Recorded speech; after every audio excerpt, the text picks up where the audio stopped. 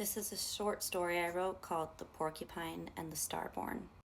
The porcupine had always known her place in the forest. It was small, and it was safe, and it was ringed with thorns. She had learned early that the world pressed too close, and when it did, she bled, so she grew sharp. She let her quills speak for her. Let them keep the world at bay. She wandered the understory with a slow, deliberate tread, never letting anyone close enough to touch. Until the evening she appeared. She came not as a creature of earth, but as something the sky had breathed into the forest, the Starborn. She carried the shimmer of constellations across her skin, the smell of rain still clinging to her hair. The air around her felt warmer, softer, as though even the wind bent itself to her presence. When she saw the porcupine, she did not startle or step back. "You carry your armor like a burden," she said. Her voice was not curious or pitying, only certain, like a bell that struck in the dark.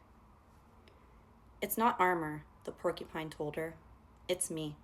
She nodded, as though she understood, and then, in a way that made no sense, she stayed. They began to walk together. The Starborn showed the porcupine how the moss on the trees glowed faintly at night. She taught her the names of flowers that only bloomed in moonlight. When the porcupine spoke, she listened, as though her words were rare stones she was collecting. And sometimes, just sometimes, her hand would reach near enough that the porcupine could feel the ghost of her touch, a warmth that never pierced, but always lingered. The first time a quill nicked her, the Starborn smiled and healed it in a breath. Her magic mended it so cleanly, there was no mark at all. The porcupine felt both guilt and wonder. And slowly, she began to believe the Starborn was unbreakable. So she stopped being so careful. A turn too fast here, a word too sharp there. She never meant to hurt her, but the forest knows that intent is not the same as impact. The Starborn never scolded her, never left. She only healed, each time a little slower. Until one morning, she stood at the clearing's edge, before the sun rose. She did not glow in her usual way. The porcupine saw, for the first time, a pale scar tracing her shoulder. "I thought you could always heal," she said.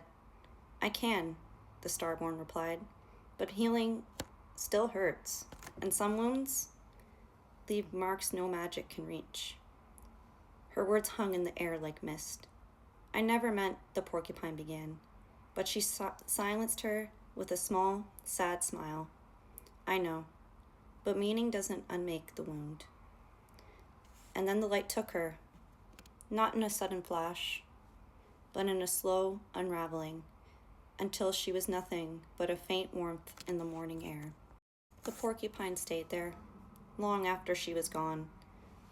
The forest felt larger without her, but not in a way that gave her more space. It was emptier, somehow colder.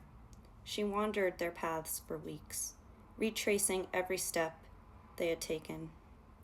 And somewhere in those lonely circuits, she understood. Each quill she had driven into the Starborn had been driven deeper into herself. Each wound she thought the Starborn could bear without harm had been one she had refused to tend in her own heart. The seasons shifted. The porcupine learned to move with intention, to keep her quills from brushing those she passed near. Her edges dulled where they could. She still carried them.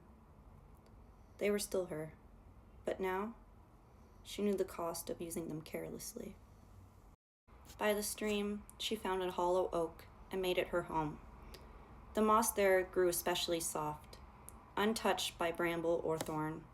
She left it that way, not waiting, but ready. And always, resting on her chest, hung the crystal, the one the Starborn had given her on their journey to the coast, the first time the Porcupine had ever seen the ocean. She never thought her short legs and wary steps could carry her so far, but the Starborn had made it happen, made every impossible thing feel like a promise kept.